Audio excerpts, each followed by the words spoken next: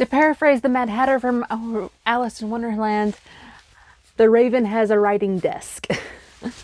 Well, not really a raven, I'm technically a crow, but you get the gist. You get the gist. Today we're going to be starting a new series, and today's episode is primarily going to be about how I think about structure when doing my novels. Or specifically any story that I really come up with. So I'll be walking you through my writing process of how I go from first draft to final draft, and basically all the bits and pieces here in between. This is Kat the Crow-Winged Author, and welcome to the Magic Library.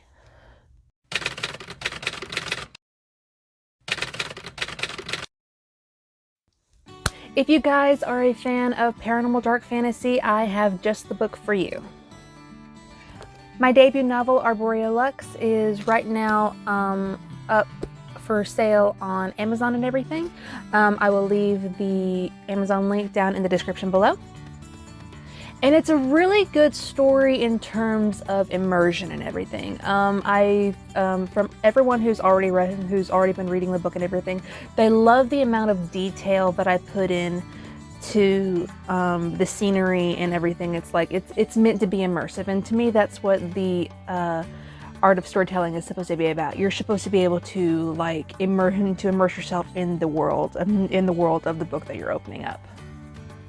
So if you like paranormal dark fantasy that's got a little bit of romance in it, and also a mystery and a conspiracy to overthrow a long-standing monarchy, I present to you Arborea Lux, and I hope you enjoy it. So let's get on to the video. One of the many questions that I get when talking about how I structure my stories and everything is that how do you get from point A all the way to point Z, the end of the line, for when you know that your story is just like top-notch chef's kiss? And I like to kind of attribute it to the way the human body is structured. This is a very weird analogy, but trust me, it will make sense, okay? It will make sense, I promise. So your first draft and everything, that's basically your bare bones. And what that is that you know the gist of the story and everything, and you have some details in mind, so you just basically write it out the entire way. That's typically how I do my first drafts and everything. It's that I will just write to be writing and writing and writing and writing until I have all the ideas out. And whenever I have epiphanies or something for story plots or little loopholes that I didn't think of before, I will generally write a note and I will stick it onto the page that is relevant to that idea, or just stick it in a notebook somewhere, and I will go back to it later when I'm doing my first round of revisions and annotations. So with the bare bones, the structure of your novel absolutely completed, now you can start worrying about the details and things that you need to actually change and or just take out completely or add. I like to refer to these as the tendons and the muscles that keep the bones together. These are typically extra details for certain story beats. It could be extra scenes, just really flesh out a scenario or what really is going on. It's those little details and things. So if you know me personally, you know that I literally write everything by hand. I am a traditionalist when it comes to writing and everything. I will literally save the typing out for the third draft. So when I finish my first draft, I will generally go back through to the very beginning, take a blue Bic pen, and I will go through and I'll make notes and annotations where I want to change things. I'll completely mark out sentences where I just feel like it was just like a brain barf and it may not be needed. I'll also even rewrite the sentence like in the margins and everything. Typically because it's like having that different color, having that different color coordination from the regular pencil ink to the blue pen ink. It really helps to just tie everything together, like tendons and muscles. So with those annotations and revisions and everything, I will then go get an entirely new notebook, and I will literally rewrite the entire manuscript all the way by hand. And it's during this writing of the second draft, I will add completely new scenes. I will go back and read the annotations that I made, and I will make decisions based on what I've written. That typically helps out a lot, and it's something that I actually learned from a English teacher when I was in high school, because she always made us go through and do annotations for other people's work, and that typically is how I came up with this sort of way of self-editing.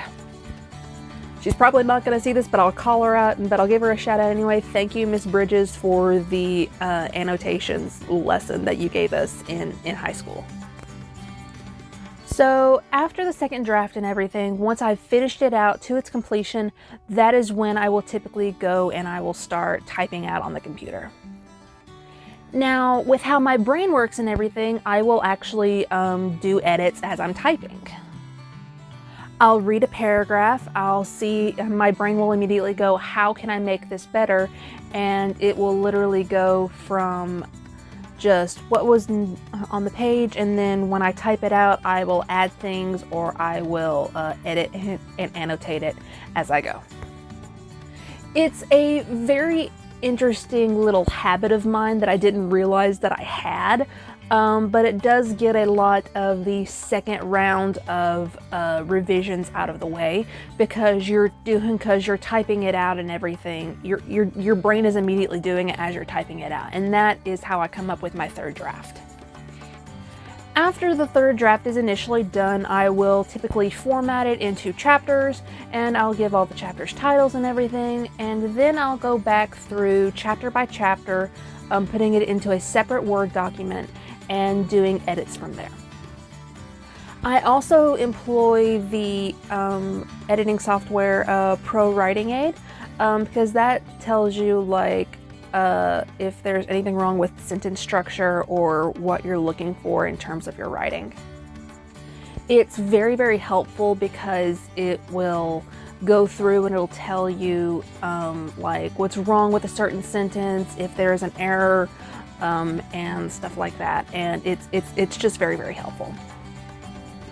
Once that is done and everything, I'll put it back in the Word document, and I will create an entirely new Word document that is specifically for the entire final draft. And it's not really the final draft, it's more like the that in itself is the fourth draft and everything, because that is with the edits thanks to Pro Writing Aid.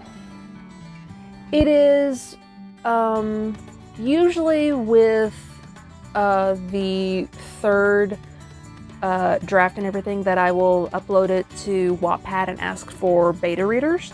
That's typically what I did with Arboreolux and everything, and it for the most part and everything, it actually worked out really well. A friend of mine that was actually on the live stream last week on Wednesday, April 26th, he actually did some beta reading for me through the entirety of the Wattpad beta read. So I'm very thankful for that and everything, and he seemed to really enjoy it. So after the beta read and everything, I'll take what notes that have been written to me for suggestions or everything, and I'll go back through and I'll correct what needs to be corrected, and then I'll go back to using Pro Writing Aid, and I will see if there's anything else I need to change. And then after that, I will actually typically sit on it. I will literally just let it stew in the corners of my Google Drive database for a little bit over a week. I think for Arboreal Lux, I think I actually waited over a month before I actually went back to do the final read-through and everything. The final read-through is probably one of the harder edits to actually do, because true, you're coming back to it after a certain amount of time and you're seeing it with sort of new eyes, but if you're like me and you have like a semi-photoeidetic memory and everything, it typically you forget the role you're playing as someone who is an editor, and you just immediately become a reader. So there's that. But it is typically good to take your time with the final read-through, and also get other people in a writing group to do the final read-through with you. I didn't actually employ this step. I was a little bit too in a hurry, and that prompted me in having to do multiple corrections to the manuscript that I put out on Ingram Spark and Amazon KDP. But I think now that I've gone through the process with Arboreal Lux, it'll be a little bit easier for me to do all my manuscripts the way I do. So whenever you're doing a method for like editing your manuscripts and everything, and how you get from point A to point Z to where you get your manuscript to what you think is peak perfection, I will say this. Definitely ask for other people's opinions. I am actually part of a writing group on Discord called Writer's Flock, and they're typically helpful there.